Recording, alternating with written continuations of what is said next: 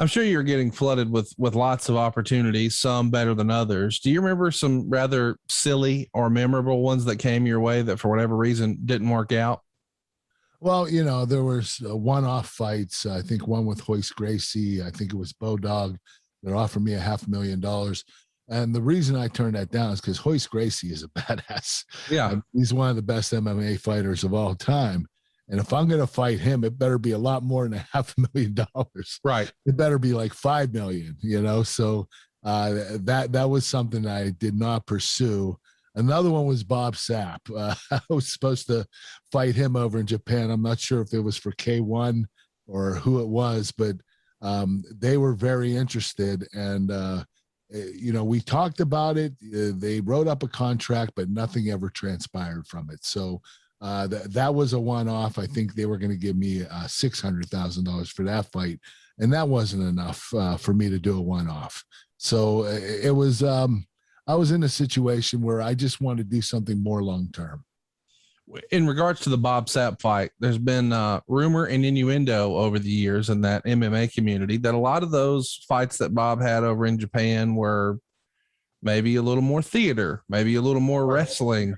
Yeah. Were you of the impression that was going to be a work too, or did you think that was going to be a shoot fight? To my knowledge, I heard it was going to be a shoot fight. So, for me to fight a shoot fight for $600,000, I would have done it if it was a work shoot. Sure. Half work, half shoot. But for a straight up fight, I was expecting a lot. Did you think, just based on the steam and the momentum that you had, the popularity that you had, that you were going to be worth more to that promotion, and that's the reason you wanted more? Or were you nervous maybe in the Royce Gracie standpoint that, hey, I'm injured and I haven't been actively training in this, and this guy's been doing it full time, I might lose. In fact, I probably will lose, because when it goes to the ground, he's going to know more about jiu-jitsu than I do. So I don't want to ruin some brand equity that I've built for myself as the wrestling machine for a rather nominal amount of money in the scheme of things. Well, you're right. You have a lot to lose and a lot to gain. I mean, it all depends on how you look at it. But when you're fighting someone like Royce Gracie, you better be prepared. I mean, I would have had to have at least a year of training in. Right. And they weren't going to give me a year to get that done. So this was more of a quick fight, set up, let's do this, get it done. And I wasn't game for that. Yeah, because and I'm sure a lot of our listeners may not be putting two and two together, but the way you lay it out, it sounds like to me, hey, here's this guy who we know has not been training in amateur wrestling, even on an active basis, on a daily basis, because he's been in the entertainment world. So if we can catch him straight off of quote unquote Hollywood fighting and now put him into a real fight situation, we're going to get a whole lot of new buzz and steam behind Royce Gracie. And then we're going to move on without him. And then, we've made money off your name, not the other way around. Without a doubt. You're absolutely right, Conrad. And that was my concern. I didn't want to lose popularity and my reputation over one fight when that's what they wanted to do, was build up Royce Gracie. Hypothetically, because I know you were at least keeping somewhat of tabs on what the UFC was doing. When you go back to, say, the infancy of the UFC, if they could have set up, let's pretend in an alternate universe, there was an opportunity for you to do that, maybe right before the Olympics or right after the Olympics, we'll call it when you were, peak Kurt Angle, so to speak, in amateur wrestling. How do you think a fight with you and Royce would have went? Without me training jiu-jitsu? Right. Because back then nobody really did, right? It was styles make fights. It's a wrestler versus a jiu-jitsu guy. And he really took great pride in being able to survive and quote unquote pull guard and get guys on their back, and they weren't used to being there, blah, blah, blah. Well, I think that me personally, I think I would have dominated the fight. Yeah, I agree. Royce would have caught me in something and had me tap out. So, he is so established at what he does, with jiu-jitsu and all his submissions. He's one of the very best.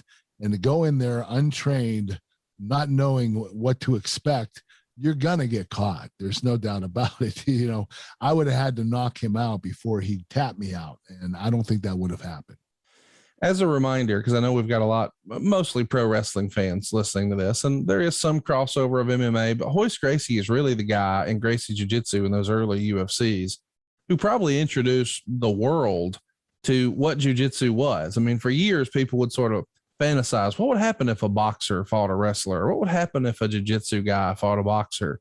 But the world found out when it goes to the ground, jiu-jitsu is going to win in the end. Now, that guy might take some damage along the way, but if you don't know how to manipulate your body the way a jiu-jitsu master does, then it's probably going to be the end of you.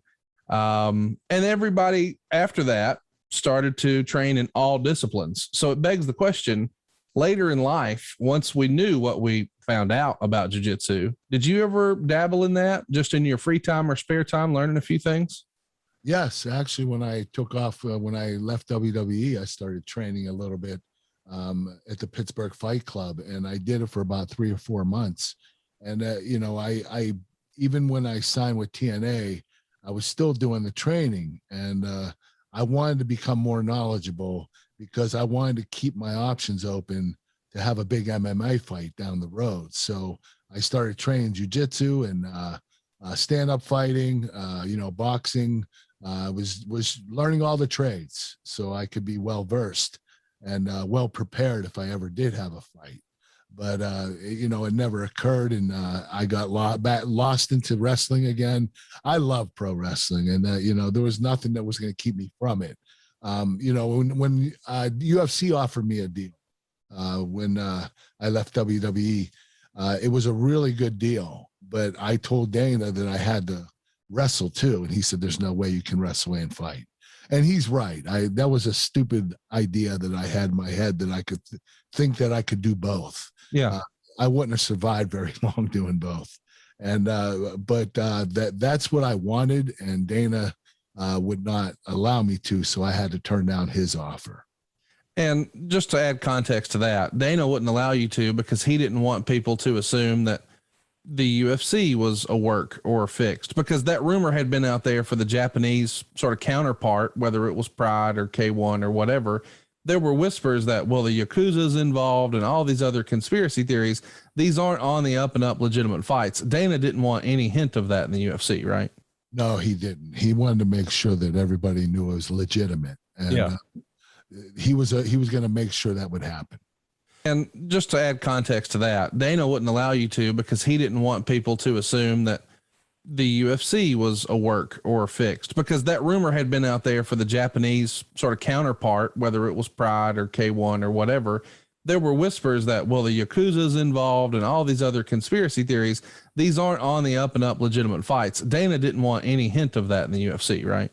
No, he didn't. He wanted to make sure that everybody knew it was legitimate. And he was going to make sure that would happen. So I'm curious, when you first start training jiu-jitsu, I'm sure there had to be some guys when you go into that local Pittsburgh Fight Club who were looking at each other thinking, wait, he doesn't know any jiu-jitsu. I want to roll with him first because I want to tell my friends I tapped out Kurt Angle. That had to happen, right? Actually, no. I trained with the trainer, the head trainer there every day, just him and I. So he was just teaching me moves, setups to submissions, how to, get into the guard. What's the safest way to do it? How to fight from underneath, how to fight from on top. So we just worked out a lot of technique. We didn't spar very much, but we also worked on stand-up fighting, boxing, kicking, kicks. We did a lot of stuff. But it was mainly just training, sparring.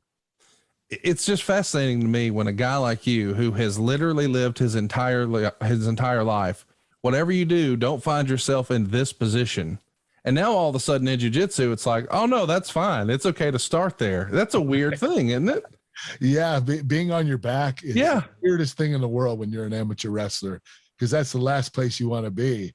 But in jiu-jitsu, you're comfortable down there, and you can attack from down there, and you can actually submit somebody from underneath. So it's totally the opposite, and that's why they don't mesh very well together when you have a wrestler and a jiu-jitsu guy face each other, the wrestler's going to take him down and dominate, but the jiu-jitsu guy's going to eventually catch him in some submission. Because he's comfortable down there. And I'm curious, in your training, were you learning with a gi or without a gi?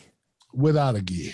Yeah, because that's what it would have been if you were in an actual fight on pay-per-view or what have you.